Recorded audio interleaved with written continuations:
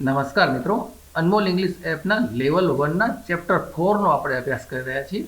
આમાં રોજબરોજની વાતચીતમાં ઉપયોગી વાક્યો 31થી 40નો આપણે અભ્યાસ કરવાનો છે. દરેક ચેપ્ટરમાં, દરેક વિડીયોમાં આપણે રોજબરોજની વાતચીતમાં ઉપયોગી હોય એવા 10-10 વાક્યો શીખીએ છીએ. તો ચાલો શરૂ કરીએ. વાક્ય number 31. I want to talk to you. હું તારી સાથે વાત કરવા ઈચ્છું છું, અથવા તમારી સાથે વાત કરવા ઈચ્છું છું. વોન્ટ એટલે ઈચ્છવું, ઈચ્છા હોવી, અને ટોક એટલે વાત કરવી. I want to talk to you. હું તમારી સાથે વાત કરવા ઈચ્છું છું. વાક્ય નંબર 32. All are fine. બધું બરાબર છે. બધી બાબતો કે બધા લોકો, બધું બરાબર છે. All are fine. વાક્ય નંબર 33. Is everything okay. શું બધું બરાબર છે? કંઈ પ્રોબ્લેમ નથી ને? બધું બરાબર છે ને? બધા લોકો પણ સલામત છે ને? બધું બરાબર છે ને? Is everything okay. શું બધું બરાબર છે? ત્યાર પછીનું વાક્ય છે વાક્ય number 34. I am busy with my work. હું મારા કામમાં વ્યસ્ત છું, અથવા બિઝી છું. બિઝી શબ્દ ઇંગ્લિશ છે, પણ આપણે ગુજરાતીમાં પણ ઉપયોગ કરતા હોઈએ છીએ. આઈ am busy with my work. હું મારા કામમાં વ્યસ્ત છું. વાક્ય નંબર 35. How far. કેટલે દૂર, કેટલે સુધી. How far can you run. તમે કેટલે સુધી દોડી શકો. કોઈ પણ બાબતમાં કેટલે દૂર એમ કેવું હોય તો ફાર એટલે દૂર. હાઉ ફાર, કેટલે દૂર, કેટલે સુધી.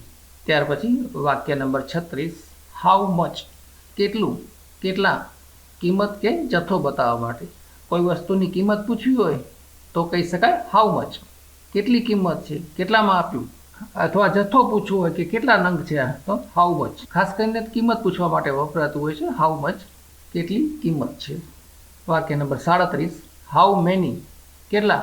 અહીં સંખ્યા બતાવે છે. પેલું મચ એટલે જથ્થો બતાવે, ગણી ન શકાય એવી વસ્તુઓ, અને મેની એટલે સંખ્યા બતાવે, ગણી શકાય એવી વસ્તુઓ માટે વપરાય. હાઉ મેની, કેટલા. How many people are there. ત્યાં કેટલા લોકો છે, તો ગણી શકાય એવી બાબત છે એટલે એમાં હાઉ મેની આવે. વાક્ય નંબર 38. Who is he. તે કોણ છે. હુ એટલે કોણ. Who is he. તે કોણ છે.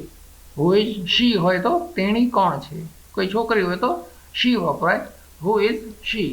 તેણી કોણ છે. અને હુ ઇઝ હી એટલે તે કોણ છે. વાક્ય નંબર 39. What is this. આ શું છે. હુ એટલે કોણ અને વોટ એટલે શું. આ શું છે. What is this. વાક્ય નંબર 40. Bring some water. થોડું પાણી લાવો. એટલે કોઈ વ્યક્તિ રસોડામાં જ ઊભી છે અને તમે એને કહો કે પાણી આપજો ને, તો બ્રિંગ સમ વોટર કહેવાય. પણ વાક્ય થોડું અલગ રીતે જોઈએ તો ફેચ સમ વોટર એવું પણ કહી શકાય. Fetch, FETCH. ફેચનો અર્થ છે જાઓ અને જઈને લઈ આવો. એટલે કોઈ વ્યક્તિ બહારના રૂમમાં તમારી બાજુમાં બેઠી છે, હોલમાં, ડ્રોઈંગ રૂમમાં બેઠી છે, અને તમે એને કહો છો જાઓ રસોડામાં જઈને પાણી લઈ આવો, તો ફેચ સમ વોટર. અને બ્રિંગ સમ વોટર એટલે થોડું પાણી લાવો. એ વ્યક્તિ અહીં છે કે રસોડામાં છે એનો કોઈ આપણે ઉલ્લેખ કરવો નથી, ફક્ત મને પાણી આપો, તો કહેવાય બ્રિંગ સમ વોટર. અને ફેચ એટલે જઈને લઈ આવવું, ખાસ એ વસ્તુ લેવા માટે જવું અને જઈને લઈ આવવું. તો મિત્રો, આ સાથે આજનો ચેપ્ટર 4નો વિડીયો પૂરો થાય છે. વિડીયો જોયા પછી તરત જ અનમોલ ઇંગ્લિશ એપમાં આ ચેપ્ટર સાથે લિસન, થિંક, સ્પીક પદ્ધતિ અનુસાર જે પ્રેક્ટિસ આપેલી છે એ પ્રેક્ટિસ જરૂર પૂરી કરી લેજો. દરેક વખતે વિડીયો જોયા પછી એપમાંથી આ પ્રેક્ટિસ કરતા રહેશો તો તમને થોડાક જ સમયમાં ગ્રામરના નિયમો યાદ કર્યા વગર જ સરસ મજાનું ઇંગ્લિશ બોલતા આવડી જશે.